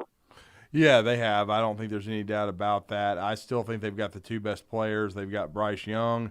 If they can protect. But again, that's another storyline. The right side of the offensive line, Chris Owens with his ankle. Ekiyor has had a shoulder problem for the last month. But I thought J.C. Latham acquitted himself well, this past week and is capable, as a former five-star prospect of going out there and executing. But we'll see. But again, I do think overall, though, Brent, win or lose, this has been Nick Saban's best coaching job. I don't think there's any question about that because this team, say after the Florida game, after against LSU, against Auburn, they could have folded the tent and went and decided that we're enjoying last year, we can live off that, and then we'll get ready for next year. But they did not. They persevered and moved ahead. He'll never win Coach of the Year job for something that he's did, but I would agree with that totally, guys. That this has been amazing for him, and I tell you that the stat that really stuck out to me this week is the 10th time in 11 seasons Bama finishes December with one loss or less. In our lifetime in the history of the college football, I don't think we will ever see that again. Yeah, well, I think, what is it, in the last 3 or 4 seasons, Alabama has been projected to win 12.5 ball games. You can only win 12 ball games during the regular season. Our good friend Josh Pate of 24/7 Sports and CBS Sports has tweeted out that since 2008, Alabama has basically averaged nearly 12.5 wins per year, and you're only many times scheduled 12 games. So that's an amazing stat. Brent, your thoughts on the bowl season as a whole for the SEC? Right. Well, number one, I want to give LSU a lot of credit for playing last night with 39 players, and they showed up and they played hard. And I think that will bode well for Brian Kelly with that. I mean, I know they didn't want 6 and 8, but at the same time, Tennessee could have won. And unfortunately, I do wonder what would have happened if Matt Corral would have played for Ole Miss. And even if Auburn could have ever figured out that they might need to get the ball to Tank Bixby when they've got 2nd 2 instead of throwing 3 straight passes, I mean, even Auburn could have won. But, I mean, it's what it is at 6-8, and certainly somewhat disappointed. But at the same time, what had a lot of this was, I think, the change in coaches. Certainly at Florida, had a lot to do with I think how these teams played. It did with LSU too. Huge win for Kentucky, and what Mark Stoops has done, winning 10 games in 4 years when they had not done that in like the last 40 or something of that effect. But again, sorry to see it go, but certainly kudos for LSU for at least playing. And by the way, there are folks here who are still mad at Texas A&M and Jimbo because they refused to play. And again, they had a similar situation with LSU. They could have found a quarterback. They said they only had about 50-something players. Well, if you can play with 39, can't you play with 50-something? You would think so, but I wanted to ask you, too, as we're wrapping it up with you, though, Billy Napier and what he's doing at Florida. I will say, going into his first year, though, when you look at their roster, the Gators roster is not in good shape right now. I've been was told yesterday that they're going to be very aggressive in the transfer portal. Brian Kelly admitted as much for LSU yesterday on their broadcast. What seems to be the temperature right now in Gainesville? Certainly, he's made some interesting hires on his staff. He wasn't able to get Tosh Lupoi in there, but again, year one and what Billy Napier needs to get done, I would assume quarterback has definitely got to be a situation. It looks like it would be the young freshman going into his sophomore year because Emory Jones entered the portal. Yeah, Anthony Richardson is going to be the guy, we believe. He's going to do a really good job, we think, with some adequate coaching. For whatever reason, Dan Mullen, the quarterback whisperer, could not get it done with either Jones. And look, everybody likes Jones. They appreciate what he did. Well, what Mullen saw every day in Jones is frankly beyond a lot of us. But at the same time, it's going to be a slow rebuild. As a matter of fact, I believe they're going to have Napier also speak during the halftime tonight of the game. Mm-hmm. And the thing is, Napier's not a good interview. He just is not, and there's nothing wrong with that. They don't need any dramatics like they had with Dan Mullen when they stuck a microphone in front of him. But as you mentioned, he brought in Mike Peterson, former Gator player who was at South Carolina. In a real touch of irony, Mohamed Diabate, their linebacker, is leaving, going to Utah, and Florida plays Utah in the opener next year in Gainesville, which they better be ready for that, to say the least. But and they also got Cameron Waits, who is 6'8", an offensive lineman. Kamari Wilson is a pretty good safety. So I think Gator fans have realized that he's going to do a good job. He comes from that Nick Saban coaching tree, and if they'll be patient with him, this will be a much, much better program in a couple of years. Wow. Yeah, no doubt. Well, great stuff from Brent Beard, great college football analyst with First Coast News, going to be featured regularly there. And, of course, College Sports Today with Terry Norvell via the Facebook. And I always forget Second Helping with you and Travis Ryer, your outstanding podcast that you started this year as well. But let everybody know how to connect with you. Well, I appreciate that. It's going well. We're excited about Second Helping. Travis is a Leonard Skinner fan. So, as you guys probably know, Second Helping is from a Leonard Skinner album. So, but we talk about extensively, obviously, the SEC and other things that are coming up, which is certainly exciting, at Brent Beard, BEAIRD, and also do a podcast with Terry Norvell, College Sports Today. But looking forward to folks bundling up and being in Indianapolis. Next year it's in Los Angeles. The year after that it's in Houston. So, and the good thing is next year is that even though it's on New Year's Eve, the commissioners and the committee never learn about this, do they? It will be on a Saturday, which will help. And then after that, I think next year is the last New Year's Eve they have for the semifinals, hopefully ever. How about that? Yeah, well, that's what we were talking about earlier in the show, no doubt. Well, Brent, great stuff as always, and we thank you for the conversation. My pleasure, Scott and Drew. Take care, guys. Let's get our break in. When we come back, we'll talk more Alabama football.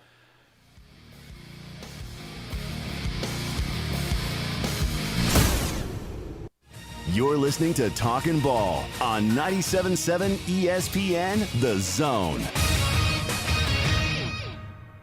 They have cleared that wreck at Ryland Pike and Everett Road. It's no longer on the board. So that was our last working accident. Everything else should be wrapped up for the morning. Still got a lot of folks in last-minute dash mode trying to get in on time. From routine care to heart failure, Dr. Randall Burns and the team at Huntsville Heart Specialists have the expertise to care for all matters of the heart. Captain Nick in the Jordan Lane, Popeye, Skywatch Traffic Center.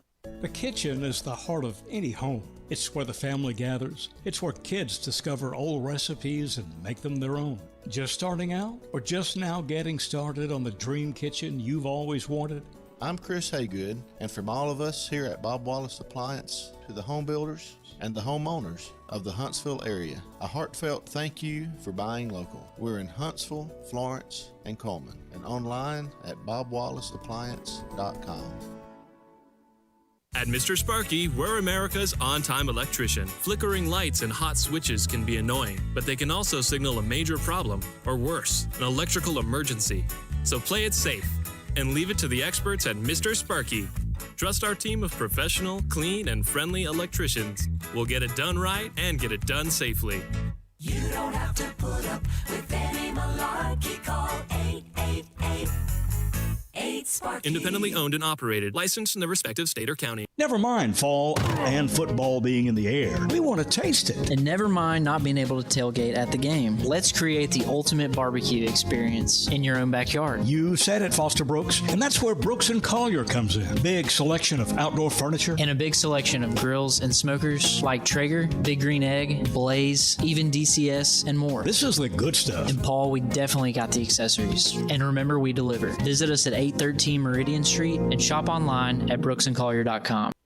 In today's real estate market, you need the right professionals to help make sure your home purchase is smooth and hassle-free. That's where Jacob Title comes in. Stan McDonald and the staff at Jacob Title cater to the realtor and clients who are looking for a top-flight closing experience. Jacob Title uses the latest and best technologies to ensure a safe and secure exchange of funds, and they pride themselves on great communication well before and during the real estate closing process. Jacob Title in Huntsville and Madison, and online at jacobtitle.com. Gunner's Landing is one of the Tennessee Valley's finest golf experiences. Just 35 minutes from downtown Huntsville, Gunner's Landing's 18-hole championship Jewel is open to the public 7 days a week. Located in the foothills of the Appalachian Mountains, Gunner's Landing offers you a golf experience like no other. With beautiful Lake Gunnersville views throughout the round, Gunner's Landing is golf the way nature intended. Gunner's Landing's Club Repair Shop offers a full range of services, including re-gripping and adjusting the lofts and lies of your clubs, even putters. Since the work is done in-house, your clubs will be returned to you in a timely manner. Unmatched in the North Alabama area, it is Gunner's Landing. Schedule your tee time today at gunnerslandinggolf.com. That's gunnerslandinggolf.com. Chapman Commercial Realty, your source for Alabama commercial real estate. Chapman Commercial Realty has the experience and expertise you're looking for when making commercial real estate decisions. If it's office space, retail space, investment property, or project development, Chapman Commercial Realty is your answer. Call Bill Chapman today at 256-656-8413. That's 256-656-8413. Or find him online at chapmancommercialrealty.com. Hey, this is Justin with the Furniture Factory Bar and Grill. We'd like to invite you to North Alabama's premier patio bar and grill, where at the factory, we have something going on each and every night. Monday night, steak night. Tuesday night, karaoke. Wednesday night, the Jeep community comes out for Jeep Jam. Thursday, it's bike night, the biggest in the valley. Friday and Saturday, live concerts on our 4,000 square foot patio, along with drink specials and a beautiful staff. What are you waiting on? We will see you at the Furniture Factory Bar and Grill. What can you expect when you shop for a firearm at Bullet and Barrel? Expect great prices. We specialize in quality over quantity. Expect great service. Our professional sales staff is never pushy. We won't talk you into something that doesn't fit your needs. You have the right to make a smart, informed decision. Expect Bullet and Barrel, Alabama's only 5-star indoor shooting range, to support you after the sale. Bullet and Barrel, 3252 Lehman Ferry Road. Like or follow us on Facebook. Come see us soon. Hey folks, this is Arthur Seaton, managing partner at University Kia, here letting you know we are proud supporters of Alabama A&M University football. Stop into University Kia today and shop our large selection of new Kias, including the all-new Telluride 8-passenger SUV, the stylish new K5, and sporty new Seltos. Visit universitykia.com and view all our great offers and get pre-approved in minutes so you can drive home your new Kia today, because we want to see ya in a Kia. Go Bulldogs! This is Paul Feinbaum. Listen to me coming up today at 2. Now back to Talking Ball with Scott Theisen and Drew DeArmond on 97.7 ESPN, The Zone.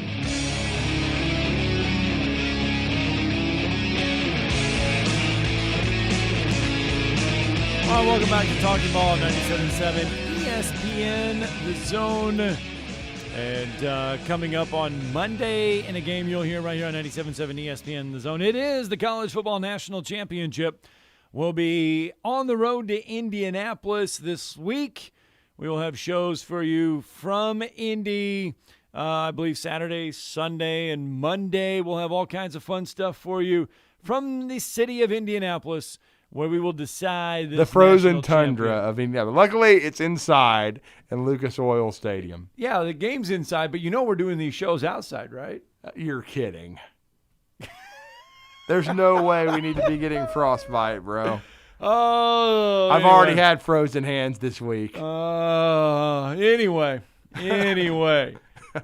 Continue on as we talk about this quest for the national championship. Alabama, though, leads the all-time series with Georgia, 42-25 and 4. They do, and they've won 7 in a row. And you know they've dominated the series lately. Nick Saban losing to Georgia in his first outing in overtime back in 2007 to Matt Stafford and those guys, but winning the blackout game in 2008, and from that point forward, unbeaten against the Dogs. He's 4-0 against Kirby Smart. We'll see what happens in this rematch. What's been played up, Wes Neighbors has made this point, is and it goes back to even 2011 in that rematch, is that LSU won the first one, Alabama wins it impressively in the rematch, is that the team that's won the first game has never won the second to win a national title. Now, Alabama did it to Florida in 1999 to win the SEC, but it wasn't a national championship. So Alabama trying to repeat for the second time under Nick Saban and trying to make some history and become the first team to win twice, and win a national championship and beat a team the caliber of Georgia.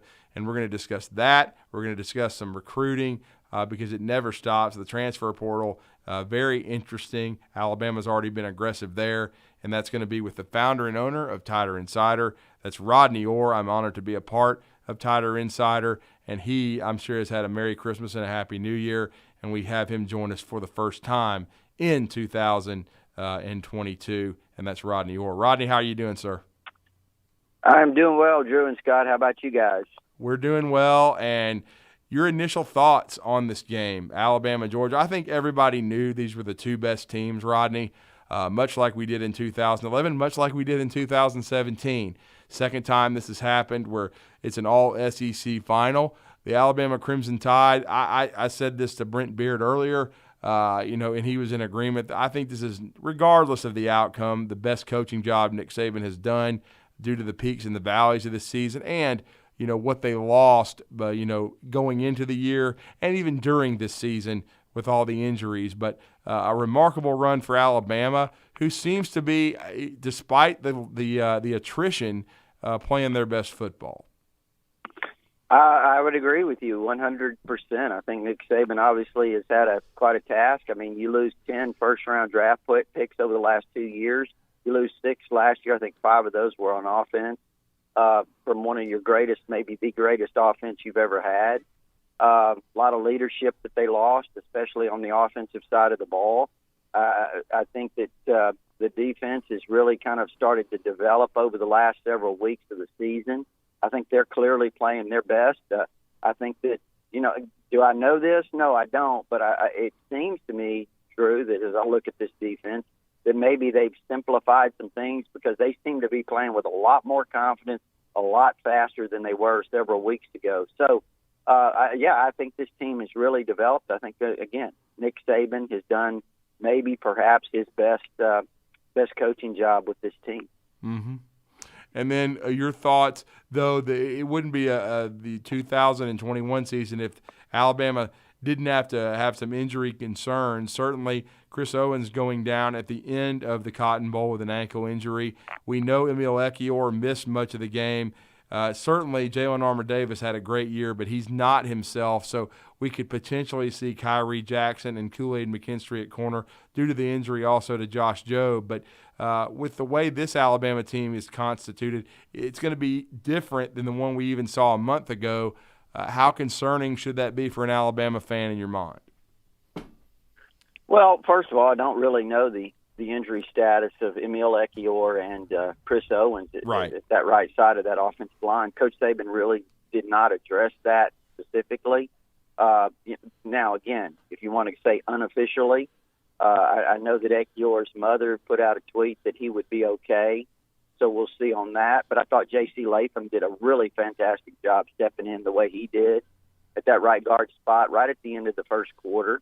And then I think also at right tackle with Owens, the buzz I got was that he would be ready to go. Now, we'll see. Again, that's not official.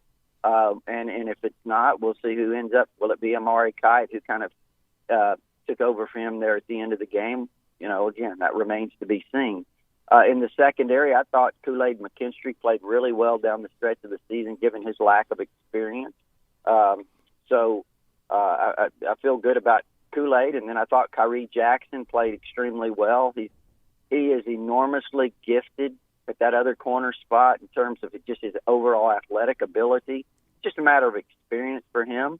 But I think he played extremely well in this last game. So, I mean, look, Alabama's had to overcome injuries in a lot of games over the years. Nick Saban's motto has always been next man up. And, that's not just something they say. That's something that they've done. I mean, you could go back to the 2017 National Championship game and look at all the freshmen that played in that game. Think about you lose your right guard, I think Lester Cotton in the game previous against Clemson, and J.C. Hassenauer had never started a game, had to come in and started the Georgia game. And of course, he wasn't a freshman, but at left tackle, you lost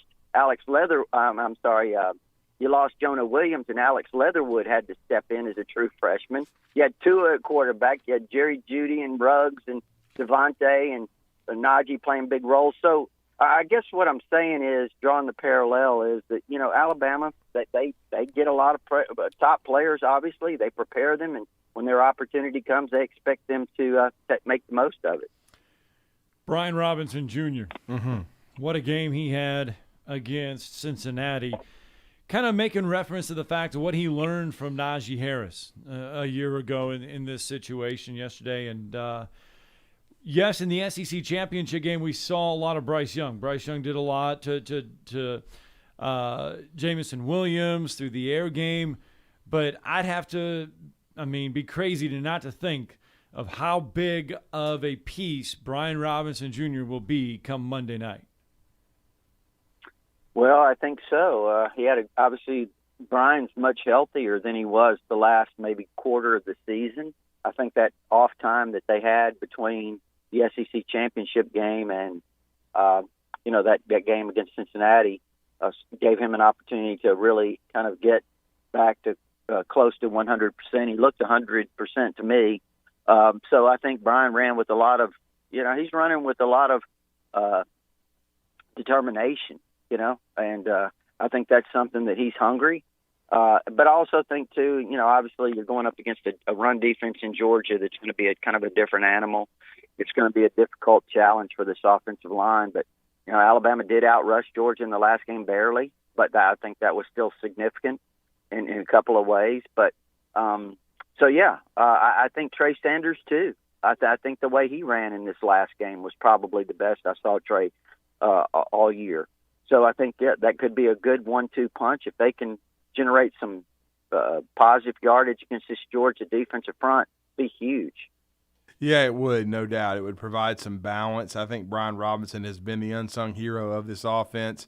In the biggest of the big games, Rodney, he has performed very well. I thought he did yeoman's work as banged up a month ago. Him being much healthier, I could be an X factor in this game as well. And then John Mechie, we know he's been gone. Alabama still outscored Georgia in that second half without him, but we've seen Ja'Cory Brooks come into his own. He made the huge catch for a touchdown against Auburn in that comeback. He had, some big catches in the SEC championship game and to help Alabama win. And then the huge catch, the one big play we saw vertically against Cincinnati. Yeah, I think Ja'Cory Brooks has gained a lot of confidence, not only experience, which is valuable, but confidence by playing, making some big plays. He stepped up, and I think he's a guy that Nick Saban's been really happy with, not just since he's started having production that he's had as a receiver, but because he's bought into everything they've asked him to do. And he's another example of early in the season. His primary role was on special teams, and he did a great job doing those things. And I think that certainly when his opportunity came, he stepped up and doing a fantastic job. They didn't have to throw the ball obviously a lot against Cincinnati. Ran for 301 yards, I think it was. And Brian obviously had a record-setting day, 204. But these receivers. Obviously with Jamison Williams, Slade Bolden, I think has really stepped up. Latu had a nice game. Jaleel Billingsley caught a pass or two that was clutch, one for a first down, I know, and Ja'Cory. But I think we'll see more of those guys. And does somebody else step up? Trayshawn Holden really didn't play too much in this game. I don't remember him being targeted. But he has had some experience throughout the season. Javon Baker had some opportunities in this game. He was actually the first guy in. I think when Jamison got shook up on that kickoff return in the next series, that was Javon Baker was the guy that came in. So JoJo Earl is back. So we'll see how they utilize all these guys. And Christian Leary has been, had some contribution down the stretch. So we'll see how they utilize all these guys, come next Monday. No question about it. And Rodney, your initial thoughts. I know you guys had your annual TV show, you and Gary Harris, TITV, Tighter Insider TV. I was not nearly as confident in the first matchup with the way Alabama played, but they certainly surpassed everyone's expectations. More confident this time, even though Alabama suffered some more injuries that could be key. But as you said, some of these guys may still end up being okay and able to play in the game. What's your initial feel for the rematch?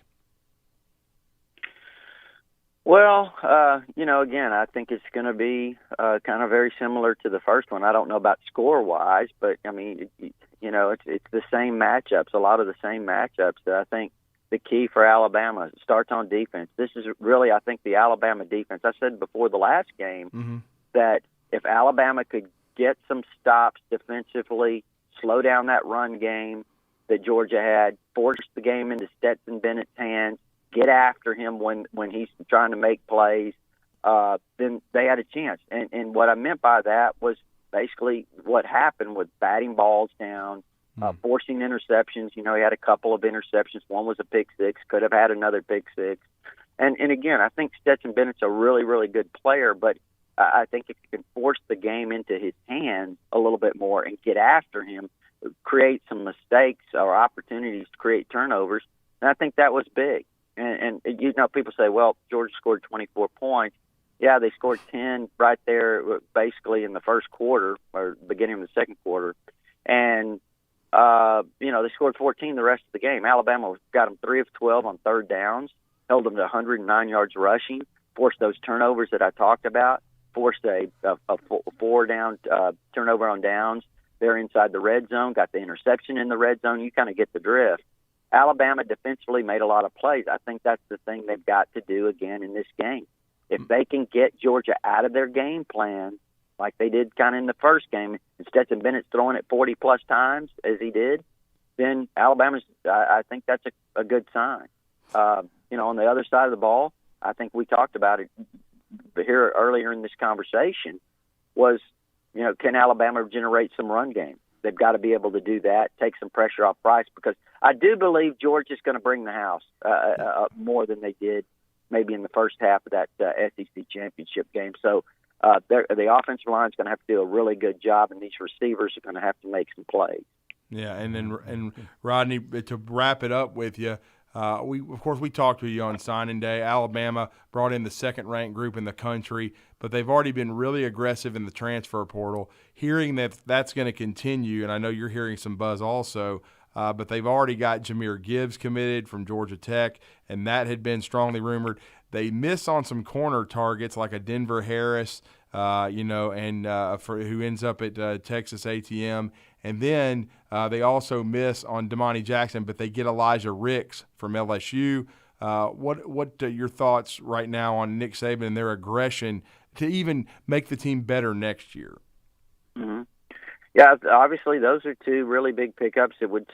I think perhaps will have another one or two. We'll see out of this transfer portal. It depends on the guys that come in and that they really like. And we've heard some buzz. Matter of fact, a couple of days ago, and you heard it too, Drew, was that Mario Williams would enter the portal, and he did yesterday. The freshman All-American wide receiver at Oklahoma is a pretty dynamic player, and I think Alabama. Now, I haven't heard anything this morning. It may have, I don't know if he's made a decision yet or not, but I know that Alabama was a team that we were told to keep an eye on, and they were high on his list when he came out. He committed to Oklahoma over Alabama. So, he's a guy maybe to watch. We'll see if anyone else enters the portal that they like. I know that the punter from here that was so good at Notre Dame, Bramlett, Jay Bramlett, I think that he's entered the portal. We'll see if they decide to, take him. I don't know. He's from here in Tuscaloosa. We'll see how that unfolds. But, yeah, I think if they find the right guy that they feel like could come in and help them next year, I don't think that they'll hesitate. Yeah, no question. Well, Rodney, great stuff, great knowledge. Let everybody know how to connect with you at TiderInsider.com. TiderInsider.com. It's only $48 a year, and you can get instant access with your credit card, or if you prefer, there's an address there to send a check, and it gives you all our premium information, but also our All Sports Forum, which is our community of Alabama fans. I mean, it's really nonstop there, talking about whether it's college football in general, Alabama, of course, the SEC, college basketball, whatever it is. It certainly appears there on the TiderInsider.com All Sports Forum instantly. There's always something going on there at TiderInsider.com. Thanks, Rodney. We appreciate it, Rodney. Okay, guys. Appreciate it. All right, let's get that final break in when we come back. Here tomorrow's headlines today.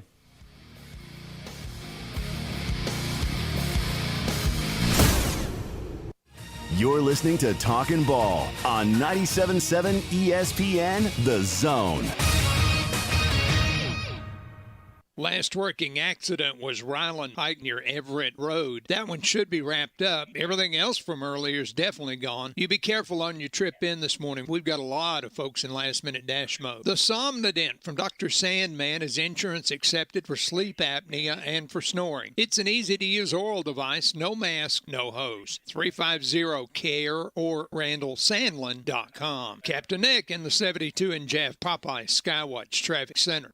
McCurry Motors is your car and van rental headquarters. You can rent the vehicle you need today. Family in town, sporting event, church function, no matter what your need, McCurry Motors has you covered with a wide selection of cars and vans available for rent. They have 12-passenger Mercedes Sprinter vans, 12-passenger Ford Transit vans, 15-passenger Ford Transit vans, and 15-passenger Chevrolet Express vans. They have 2 locations, Highway 72 in Athens or Max Luther Drive in Huntsville.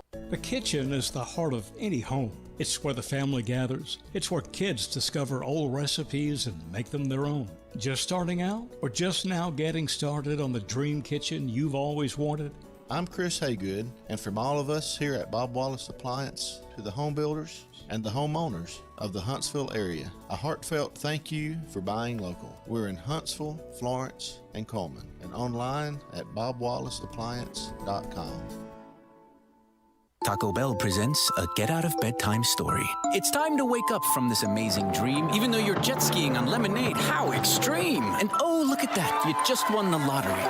Is that a castle? Take the keys, it's your property. What's better than swimming in space? Just wait for the big reveal. It's Taco Bell breakfast and it's actually real. So it's time to wake up and bid your dreams farewell, because toasted breakfast burritos are waiting for you, only at Taco Bell. At participating Taco Bell locations near you during breakfast hours only. When you call most roofing companies, all you'll hear is, you need a new roof. Not when you call Fleming. At Fleming Roofing and Restoration, we're focused on your needs, whether it's an easy repair or a full roof replacement. Folks around here have trusted Fleming since 1965 for all their residential and commercial roofing needs. And as the area's storm damage experts, Fleming knows all the ins and outs of the insurance claims process. Log on FlemingHSV.com to schedule your free estimate today.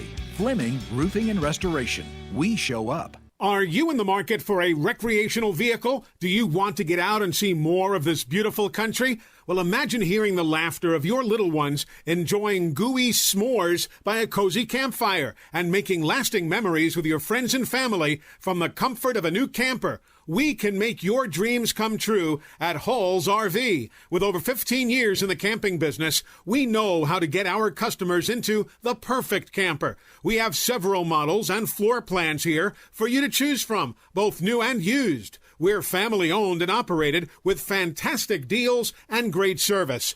Everyone wants to work with people they can trust, so come on down to Hall's RV and get the deal of a lifetime. We'll treat you right and get you on the road in the camper of your dreams. Visit us on Highway 431 in Albertville. Hall's RVs, where we sell fun. Or see us on the web at www.hallsrvsales.com. You've got to experience Toyotathon at Bill Penny Toyota. They've got the selection with over 700 new Toyotas to choose from. And they've got the extras with Bill Penny perks and a 10-year unlimited warranty. So get on over to Bill Penny Toyota today and experience Toyotathon. Bill Penny Toyota in Huntsville and online at BillPennyToyota.com. Bill Penny's Toyota 10-year unlimited warranty is valid through the 10th year of ownership. Valid on new vehicles only. See dealer for details. In 2 years, you can have a career that makes sense for you. Skill up and earn a living working with your hands. Or work on the front line of computer information systems and cybersecurity. Get a degree that lets your healing heart take care of people. Help design and manufacture the most advanced cars, machinery, or even aerospace components. In just 2 years, great careers are within your reach at Drake State Community and Technical College. Visit drakestate.edu to apply. Southern Fidelity Mortgage. Think of them as a loan for everyone, offering more products than anyone else and the guaranteed lowest rates and costs in town. Of the 2,000 loans that Southern Fidelity Mortgage has pre-approved over the last 10 years, all but one have closed. That's unprecedented in the banking business. For FHA, VA, rural development, and conventional mortgages, for the best mortgage experience in town, it's Southern Fidelity Mortgage. Call Southern Fidelity Mortgage Company at 256-656-5936. This segment of Talkin Ball is brought to you by University Kia, the #1 volume Kia dealer in the state of Alabama. Located online at universitykia.com.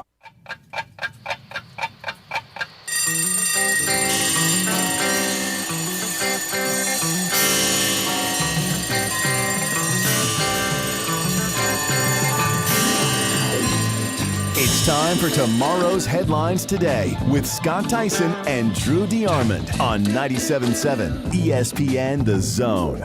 Welcome back to Talkin Ball, 97.7 ESPN The Zone. Your tomorrow's headlines today. And it has been more than 30 days since Major League Baseball's lockout started. And this is the turn of the calendar where usually you look at it and say spring training is X amount of days away. Players going to start to report, all this other stuff. You kind of get excited for the new year to begin. Braves fans going to be excited because the defense of the World Series championship. Folks, there have been zero, I repeat, zero communication efforts between the owners and the Players Association in regards to the lockout.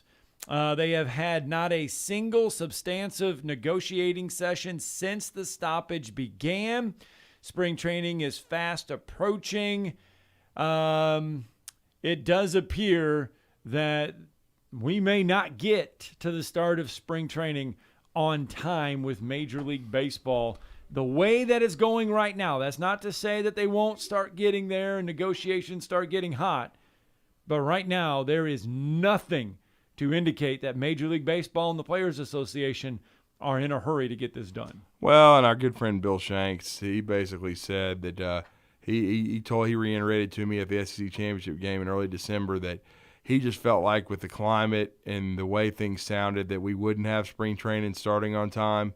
It doesn't look that way. Just like it's basically what you just said, Scott. So it's unfortunate. Of course, it just allows Braves fans to revel even longer in the World Championship, the second since 1995. But it also puts on hold what's going to happen with Freddie Freeman. Yeah, what is going to happen with Freddie Freeman? You can't sign players. Nope. I mean, it's just one of those things. Everything's kind of in a holding pattern.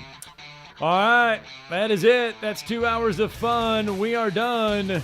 97.7 ESPN, The Zone's Talking Ball. We'll be back at it tomorrow morning, Thursday edition of Talking Balls. We continue to get you ready for the College Football National Championship in Indianapolis. We'll talk some basketball. We will have Alabama basketball to recap. We will have UAH basketball to look forward to tomorrow. John Shulman, yep. All kinds of good stuff coming on tomorrow, a Thursday edition of Talking Ball. Well, thank you to the callers. Thank you to Rodney Orr. Thank you to Brent Beard. Great show. And we'll come to you tomorrow from our palatial studios. And we're going to have the Czar from 10 to 12 today. And, of course, the drive tonight. Actually, we have Alabama basketball. Yep. That'll be Alabama and Florida.